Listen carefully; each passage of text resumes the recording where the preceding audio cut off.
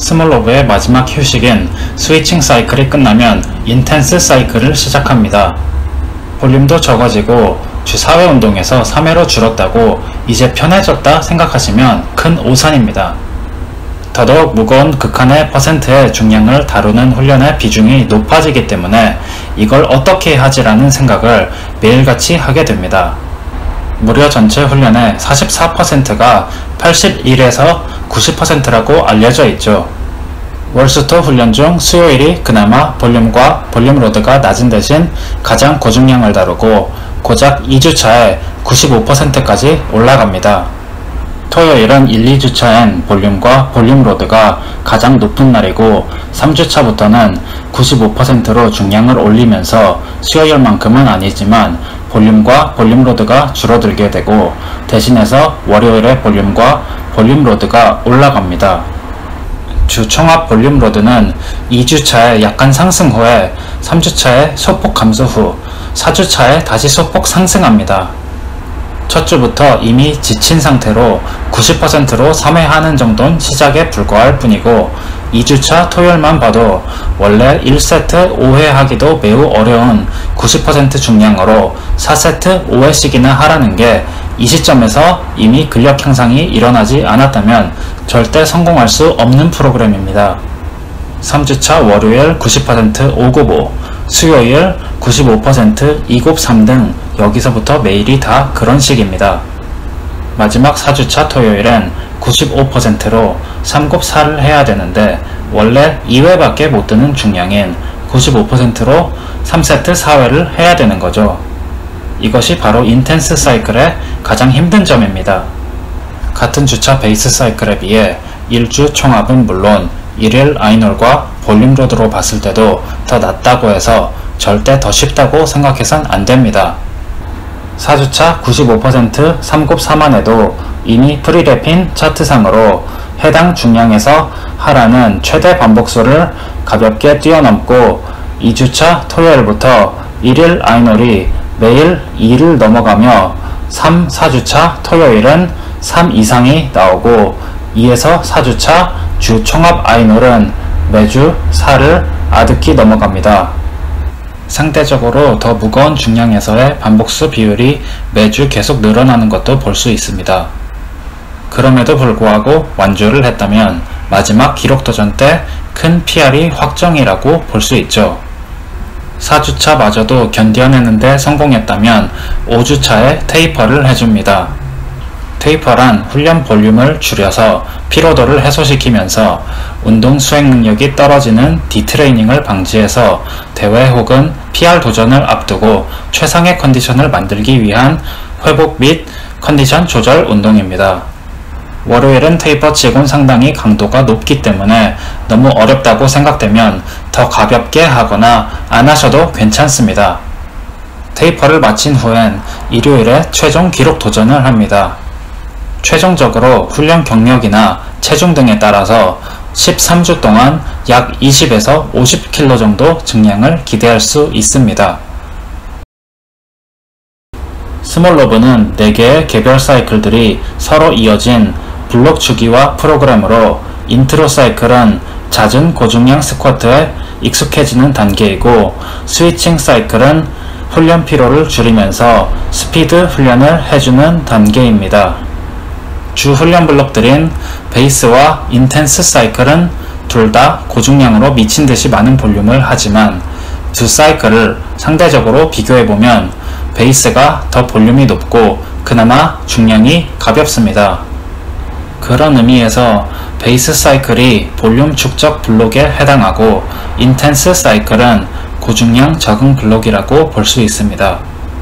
비교가 안 될 정도로 중량과 볼륨이 빡세서 그렇지 볼륨 축적 후에 고중량 적응 블록으로 이어진다는 점은 캔디토 6주나 러시안 스쿼트 루틴 등의 다른 블록 주기와 프로그램들과 비슷한 패턴입니다. 이쯤이면 스몰로브 훈련 중량과 볼륨이 얼마나 빡센지는 더 이상 언급하지 않아도 이해가 되셨을 거라 생각합니다.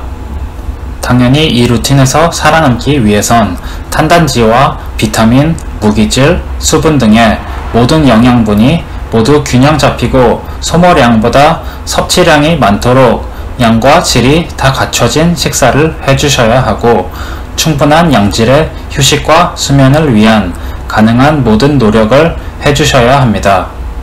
거기다 온냉 샤워라든지 마사지, 운동 후 스트레칭, 자가근막 이완 등 본인에게 맞는 방법으로 적극적으로 회복 속도를 빠르게 해주시는 게 좋습니다. 보다 빠른 회복뿐 아니라 올바른 관절 가동 범위를 유지하는 데도 도움이 됩니다.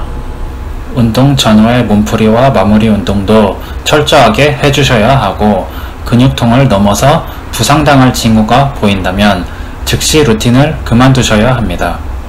13주만 운동하고 그만둘 게 아니라면 말이죠.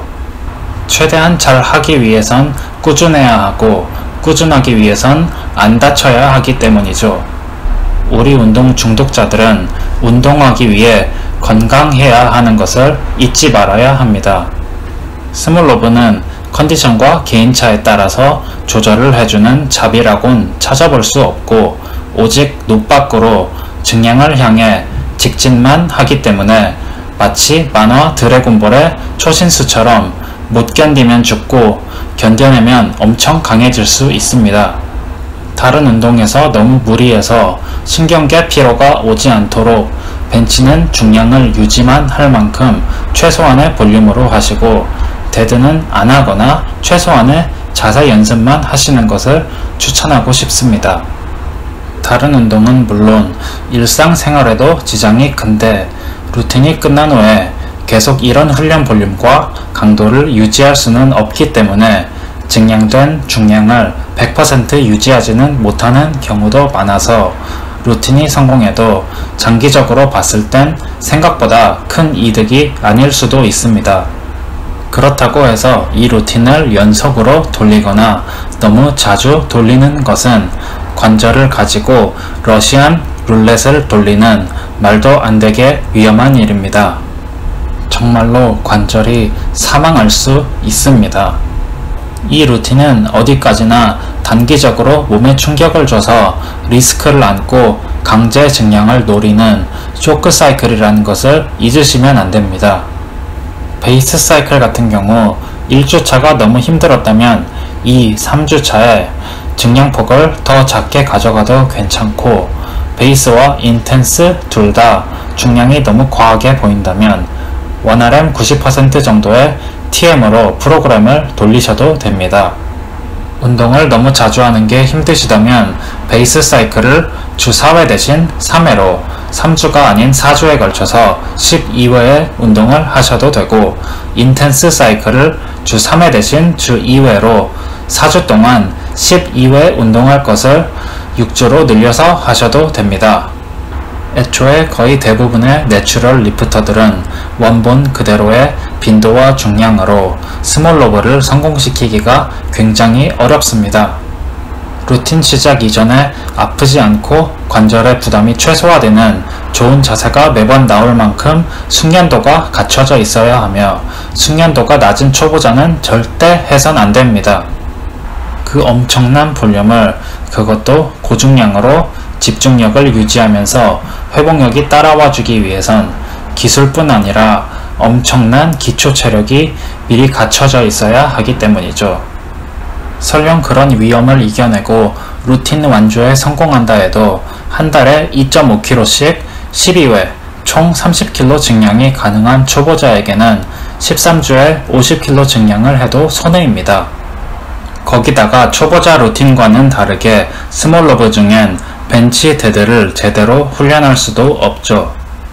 갓 중급자가 된 분들도 텍사스 메소드 같은 주간 증량 프로그램으로도 초반에는 한 달에 약 10kg씩 훨씬 더 안정적이고 안전하게 증량이 가능하기 때문에 최소 고급자에 가까운 중급자 이상인 분들이 충분히 경험도 있고 몸 컨디션 관리도 잘 할 줄 알며 자세가 잘 갖춰져 있는데도 불구하고 도저히 어떤 루틴을 해도 너무 정체기가 안 뚫리는 경우에 극한의 조치로서 고려해 볼 만합니다.